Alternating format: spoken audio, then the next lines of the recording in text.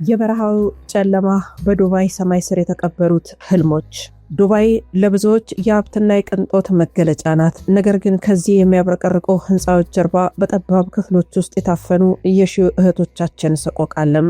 ዛሬ የምናወራው ስለ ዝሙት አዳሪነት ብቻ አይደለም፣ ስለተሰበሩ ህልሞች፣ ስለ ክህደትና ቤት አልባ ስለመሆን ጭምር እንጂ።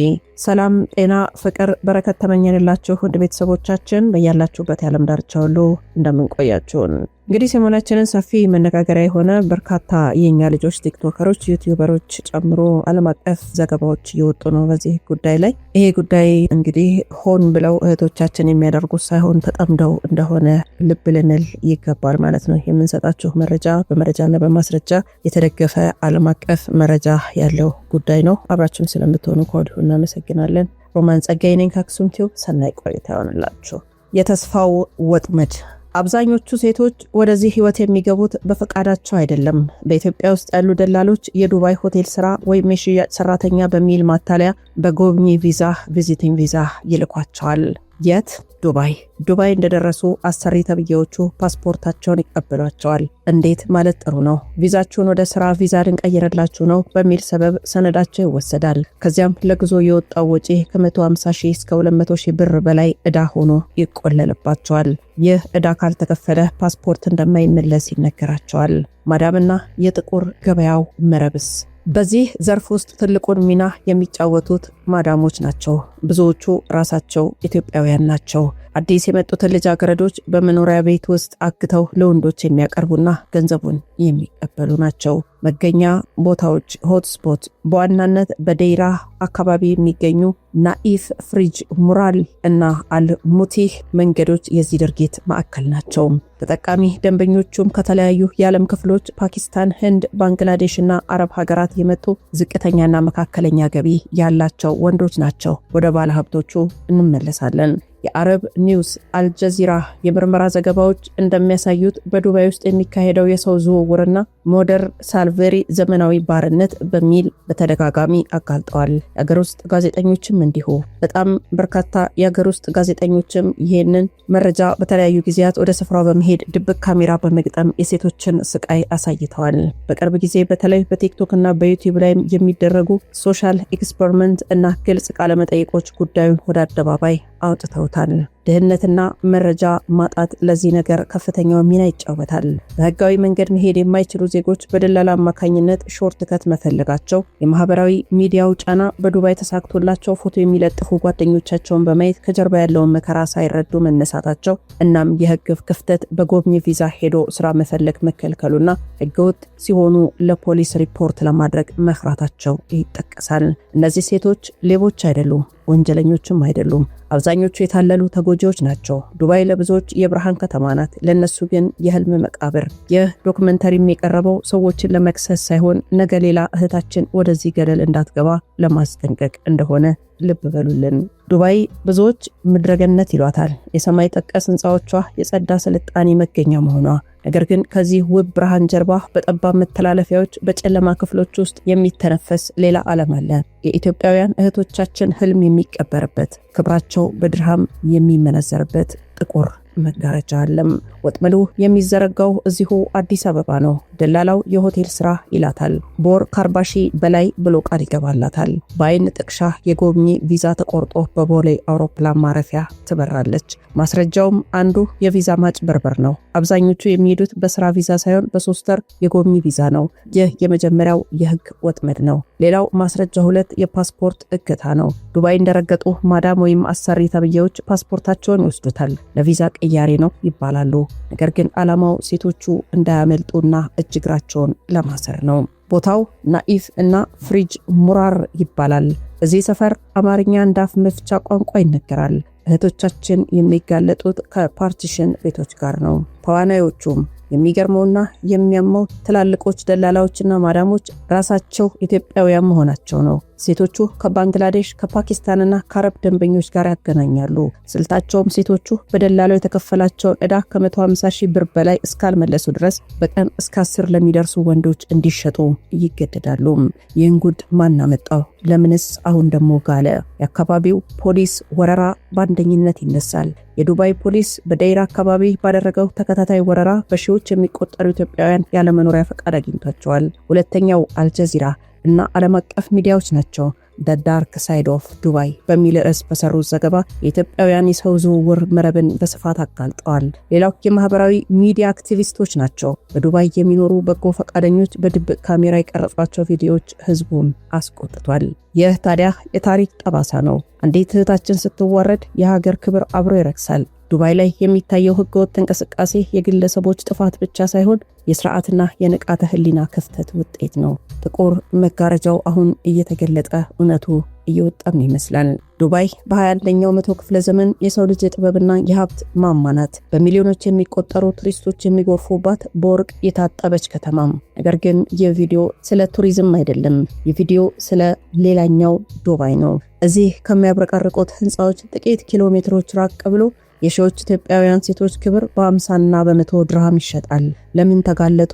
ማን አጋለጣቸው? ወደዚህ የጭቃ ማቆጽስ እንዴት ገቡ? የብዙዎች ጥያቄ ነው። የመጀመሪያው እርምጃ ደላላው ሴቶቹን የሚያገኛቸው የሆቴል ስራ፣ የሱቅ ሰራተኛ ወይም ህፃናት አሳዳጊ በሚል ማታለያ ነው። ሁለተኛው የቪዛቸው አይነት ነው። በህጋዊ የስራ ቪዛ ሳይሆን በ90 ቀናት የጉብኝት ማለትም ቪዚቲንግ ቪዛ ይላካሉ። ይህ ሆን ተብሎ የሚደረግ ነው። ምክንያቱም ቪዛው ሲያልቅ ሴቶቹ ህገወጥ ስለሚሆኑ ፖሊስ ጋር መሄድ እንዳይችሉ ለማስፈራራት ይጠቅማቸዋል። ሌላው የዕዳ ወጥመድ ነው። ዱባይ እንደደረሱ ለጉዞ 200,000 ብር ከፍለናል፣ እሱን ካልመለሽ ፓስፖርትሽን አታገኝም ይባላሉ። እንዴት እህታችን አውሮፕላን ማረፊያ ስትደርስ የሚቀበላት አሰሪ ሳይሆን አሳሪ ነው። ፓስፖርቷ ተቀምቶ ወደ ፓርቲሽን ቤቶች ትወሰዳለች።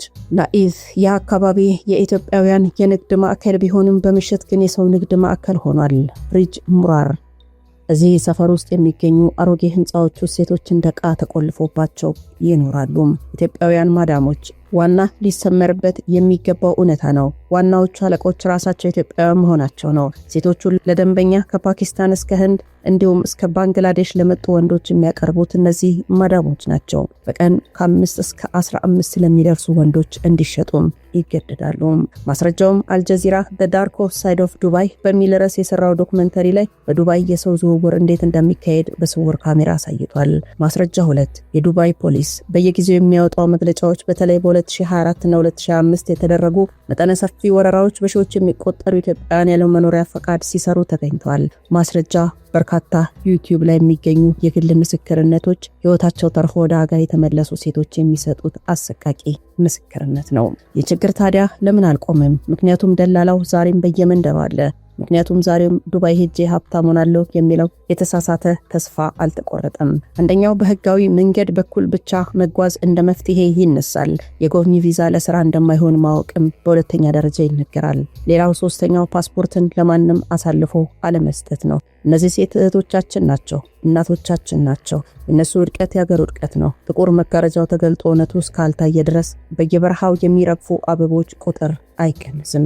ይህ ሁሉ ሰቆቃ የሚካሄደው ለገንዘብና ለገንዘብ ነው። ነገር ግን ይህ ገንዘብ በዱባይ ባንኮች ውስጥ አልፍም፣ በድብቅ የሐዋላ መስመር ወደ ኢትዮጵያ ይገባል። ማዳሞች ከሴቶቹ የሚቀበሉ ገንዘብ እዛው ዱባይ ላሉ ነጋዴዎች ይሰጣሉ። ነጋዴዎቹ ደግሞ በኢትዮጵያ በኩል ለደላላው ቤተሰብ በብር ያስረክባሉ።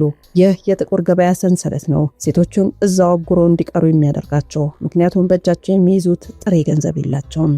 ማስረጃውን በዱባይ ኮንስትራክሽን ዘርፍ የሚሰሩ አንዳንድ ህገወጥ የሰው ኃይል አቅራቢዎች ከነዚህ ማዳሞች ጋር በመመሳጠር ሴቶቹን እንደ ሸቀጥ እንደሚለዋወጡ የተደረሰበት መረጃ ያሳያል። አንዲት ሴት የምትኖርበት ፓርቲሽን ከ2 ሜትር አይበልጥም።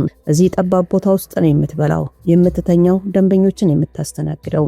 አብዛኞቹ ሴቶች ከህጋዊ ሰነድ ውጪ ስለሆኑ ወደ ሆስፒታል መሄድ አይችሉም። በበሽታ ሲጠቁ ማዳሞች ስራ ንቀሻል በሚል መንገድ ላይ ይጥሏቸዋል።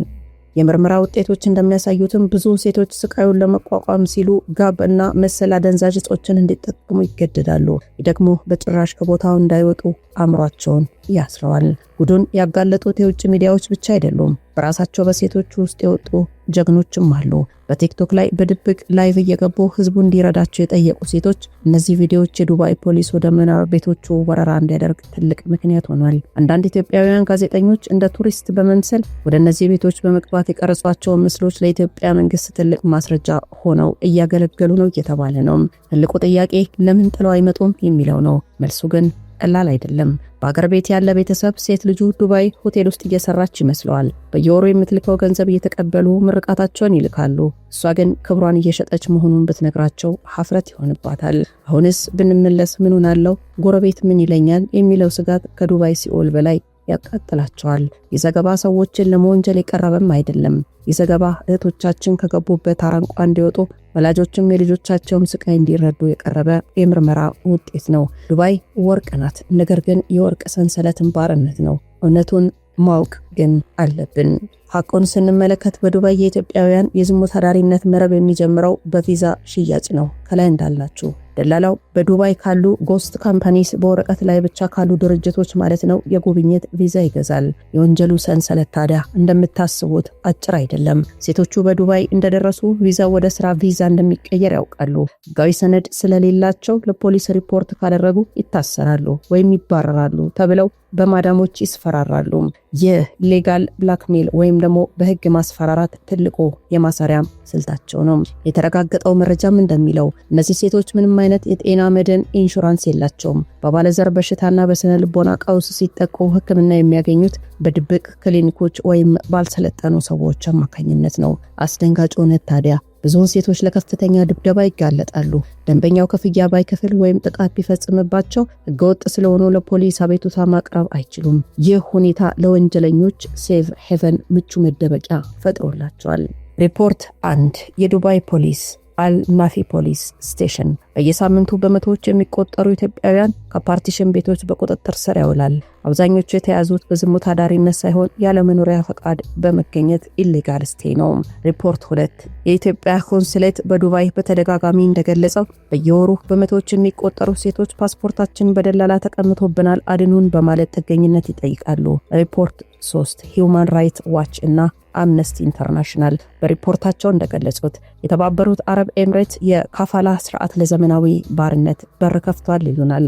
ጥሬው ሀቅ ታዲያ በዚህ ስራ የሚገኘው ገንዘብ በዱባይና በኢትዮጵያ ባሉ ትልልቅ ደላላዎች እጅ ይገባል። ሴቶቹ ለቤት ኪራይ ለማዳም ኮሚሽን ከከፈሉ በኋላ የሚቀራቸው ገንዘብ እጅግ ጥቂት ነው። የጥቁር ገበያው ትስስር ሌላው ነው። በኢትዮጵያ ያለው የዶላር እጥረት የዱባይ ደላላዎች ጥቁር ገበያውን እንዲቆጣጠሩ እድል ሰጥቷቸዋል። እዛ ድርሃም ተቀብለው እዚህ ለቤተሰብ ብር ይሰጣሉ። ይህ ደግሞ በሀገር ኢኮኖሚ ላይ ከፍተኛ ጉዳት እያደረሰ ያለ መኒ ላውንደሪንግ ህገወጥ የገንዘብ ዝውውር ነው። እውነቱ ይሄ ነው። ዱባይ ላይ ያለችው እህታችን ወንጀለኛ አይደለችም፣ በወንጀል ሰንሰለት ውስጥ የወደቀች ተጎጂ እንጂ። መፍትሄው ዱባይ ሄዶ ሴቶችን ማሳደድ ሳይሆን እዚህ ሀገር ቤት ያለውን የደላላ መረብ መበጣጠስ ነው። ይህ ዶክመንተሪ የተዘጋጀው የተረጋገጡ መረጃዎች ላይ ተመስርቶ ነው። ዓላማውም ህዝብ እውነቱን እንዲያውቅና ለወገኑ እንዲደርስ ነው። ትንሽ ደግሞ እንበላችሁ። የተባበሩት አረብ ኤምሬትስ ዩኤኢ ህግና ቅጣቱ እጅግ ዘግናኝ የሆኑ ለጆሮ የሚሰቀጥጡ ከሰውነት ተራ የወጡ ድርጊቶች በዩኤኢ ይደረጋል። ዱባይ ዩኤኢ በዝሙት አዳሪነትና በህገወጥ በሰዎች ዝውውር ላይ በጣም ጥብቅ ህግ አላት። ለአውሮፓውያን የዘመን ቀመር በ2021 የወጣው አዲሱ የፌዴራል ህግ ወንጀል ዲኬር ሎ ነምበር 31 ኦፍ 2021 የሚከተሉትን ይላል። በዝሙት አዳሪነት ላይ የተሰማራ ወይም የተገኘ ሰው ከ6 ወር እስከ 2 ዓመት እስራትና ቢያንስ 100,000 ድርሃም ወደ 3.5 ሚሊዮን ኢትዮጵያ ብር ማለት ነው ቅጣት ይጠብቀዋል። ደላሎችና ማዳሞች ላይ ደግሞ ሌሎች ለዚህ ስራ የሚያመቻቹ ወይም ቤታቸውን ለዚህ ተግባር የሚያውሉ ሰዎች ቅጣታቸው ጠንከር ያለ ነው። ከ2 ዓመት በላይ እስራትና ከፍተኛ የገንዘብ መቀጮ ይጠብቃቸዋል። ሌላው ከሀገር እስከ መባረር ነው፣ ዲፖርቴሽን። ማንኛውም የውጭ ሀገር ዜጋ በእነዚህ ወንጀሎች ከተከሰሰ እስራቱን እንደጨረሰ ወዲያው ከሀገር እንዲባረርና ዳግመኛ ወደ ኤምሬትስ እንዳይገባ ይደረጋል። ወደ ዘግናኙ እውነት እንግባም። ባለሀብቶች ሴቶች ላይ ይጸዳዳሉ የሚል ወሬ ዘትሩት ብለን እንቀጥል። ወሬ በዓለም አቀፍ ደረጃ ዱባይ ፖርታፖቲ በሚል ስም የሚታወቅ ሲሆን እጅግ ዘግናኝና ከሰብአዊነት ያፈነገጠ ሞራል የጎደለው ድርጊት ነው።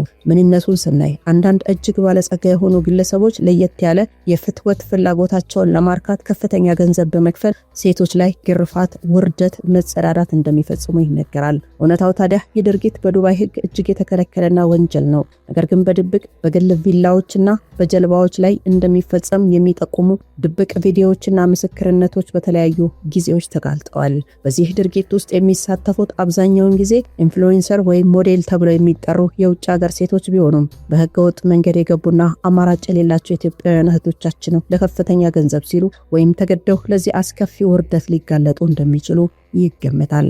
ይህ መጸዳዳት የሚባለው ድርጊት የሚፈጸመው በድብቅ ስለሆነ ማስረጃ ለማግኘትም አስቸጋሪ ቢሆንም ሴቶቹ ለዚህ የሚጋለጡት በሁለት ምክንያት ነው። አንደኛው የገንዘብ መጠን ነው፣ ሁለተኛ ማስፈራራት ነው። የገንዘብ መጠኑን ስናይ እንደዚህ አይነት አስከፊ ድርጊት የሚፈጽሙ ባለሀብቶች ለአንድ ምሽት ብቻ ከ5,000 እስከ 10,000 ዶላር ሊከፍሉ ይችላሉ። ይህ ደግሞ ዕዳ ያለባቸው ሴቶችን ያታልላል። ማስፈራራት ያልነው ደግሞ ፓስፖርታቸው የተወሰደባቸው ሴቶች ይህንን ካላደረግሽ ለፖሊስ አሳልፈን እንሰጥሻለን በሚል ዛቻ ለዚህ ኢሰብአዊ ድርጊት ይዳረጋሉ። ታዲያ በዱባይ ሰማይ ስር ስለሚፈጸመው ዘግናኝ ድርጊት የሚወሩ ወሬዎች እንቅልፍ የሚነሱ ናቸው። ፖርታ ፓቲ በሚል ስም የሚታወቀው የሰው ልጅ ክብርን የሚያረክሰው ድርጊት በአንዳንድ እህቶቻችን ላይ እየደረሰ መሆኑ እየተነገረ ነው። ይህ በገንዘብ ኃይል የሚፈጸም የሰብአዊ መብት ጥሰት እንጂ ስራ አይደለም። የጉዳይ እኛን እንዳመመን ሁሉ እናንተን ቤተሰቦቻችንም እንደሚያማችሁ እርግጠኛ ነን። ይህንን መረጃ በዚህ ርዕስ ዶክመንተሪ የሰሩ አካላት አሉ። አልጀዚራ ፌልት ላይንስ ዘ ዳርክ ሳይድ ኦፍ ዱባይ በሚለው ዝነኛ ዶክመንተሪው በዱባይ ውስጥ የሚገኙ የቤት ሰራተኞችና ሌሎች ስደተኞች እንዴት ለዘመናዊ ባርነት እንደሚጋለጡ፣ ፓስፖርታቸው እንደሚቀባና ለጉልበት ብዝበዛ እንዲሁም ለውርደት እንደሚዳረጉ አጋልጧል። ቢቢሲ አፍሪካ አይ ምንም እንኳን ትኩረታቸው በሌሎች የአረብ ሀገራት ላይ ቢሆንም በዱባይ የሚካሄደውን የሰው ዝውውር መረብ ሂውማን ትራፊኪንግ እና ሴቶች በቲክቶክ እና በደላላ ተታለው እንዴት እንደሚሸጡ በጥልቀት ሰርተውበታል። ባለሙያ ጋዜጠኞችና ኢንፍሉዌንሰሮችም በተለይ በምዕራባውያን ሀገራት ያሉ የምርመራ ዘጋቢዎች እንደ ሉተን እና ሌሎች የዩቲዩብ የምርመራ ቻናሎች ስለ ዱባይ ፖርታ ፑቲ ሰፊ ዝግጅት አቅርበዋል። እነዚህ ዘገባዎች ባለሀብቶች በገንዘብ ኃይል ሞዴሎችን፣ ስደተኞችን ለእንስሳዊና ለነውራዊ ድርጊታቸው እንዴት እንደሚጠቀሙባቸው የሚያሳዩ ምስክርነቶችን አካተዋል። የኢትዮጵያ የዩቲዩብ ቻናሎችም በከፊል ሰርተውበታል። በተለያዩ ጊዜያት ከዱባይ የተመለሱ እህቶች የበረሃው ሲኦል በሚሉ ርዕሶች ምስክርነታቸውን የሰጡባቸው ቪዲዮዎችም አሉ። በ2004 እና 2005 የቅርብ መረጃዎች እንደሚያሳዩት የፖሊስ ወረራና ቴክኖሎጂ በ2004 እና 2005 የዱባይ ፖሊስ ስማርት ሰርቪላንስ ዘመናዊ ስለላ ካሜራዎችን በመጠቀም በዴራና ናኢፍ አካባቢ ያሉ የፓርቲሽን ቤቶች በስፋት እየሰበረ ይገኛል። ብዙ ኢትዮጵያውያን ተይዘው ወደ ሀገር እንዲመለሱ ሪፖርት ተደርገዋል። የቲክቶክ አዲስ ወጥመድም አለም። የቅርብ ጊዜ መረጃዎች እንደሚያመለክቱት ደላላዎች አሁን ሴቶችን የሚያጠምዱት በቲክቶክ ላይ የተሳካ ህይወት ያላቸው አስመስለው በሚሰሩ ቪዲዮዎች ነው። ሴቶቹ ዱባይ እንደደረስን ግን ቀጥታ ወደ ዝሙት አዳሪነት መረብ እንደሚገቡ ሪፖርቱ ያሳያል። የኢትዮጵያ መንግስት እርምጃዎች በ2005 የኢትዮጵያ መንግስት ወደ ተባበሩት አረብ ኤምሬትስ የሚሄዱ የቤት ሰራተኞች በህጋዊ ኤጀንሲ ብቻ እንዲሄዱና የቅድመ ዝግጅት ስልጠና እንዲወስዱ የሚያዝ ህግ አጥብቋል። ይህም ህገወጥ ደላሎችን ለመቀነስ የታለመ ነው። ስለዚህ ድርጊት የሚወጡ ወሬዎች በ2022 አካባቢ በተለይ በአንድ ድብቅ ቪዲዮ ቢጀምሩም በ2004 እና 25 የወጡ መረጃዎች ድርጊቱ ይበልጥ በድብቅ ቪአይፒ ደረጃ እንደሚፈጸም ይጠቁማሉ። እነዚህ ባለሀብቶች ድርጊቱን የሚፈጽሙት ስልኮች በማይገቡባቸው የግል ደሴቶች ላይ ነው። ተጎጂዎቹም አብዛኛ ተጎጂዎች የውጭ ሀገር አውሮፓና አሜሪካ ሞዴሎች ቢሆኑም ኢትዮጵያውያን እህቶችም በዚህ ውስጥ አሉ የሚል ወሬ የመጣው በዱባይ ካሉ የመዝናኛ ስፍራዎች ወይ ደግሞ ክለቦች በደላላ ተገዝተው ወደዚህ ባለሀብቶች የሚወሰዱ ሴቶች በመኖራቸው ነው። ጥያቄው ታዲያ ለምን ዝም ተባለ የሚለው ነው። ዓለም አቀፍ ሚዲያዎች የዱባይን ዘመናዊነት ባርነት ሲያጋልጡ፣ የሀብታሞቹ የጭካኔ ጥበብ ግን በገንዘብ ተሸፍኖ ይኖራል። ፖርታ ፑቲ ወሬ ብቻ ሳይሆን በገንዘብ የታወረ ሰብአዊነት ውድቀት ማሳያ ነው።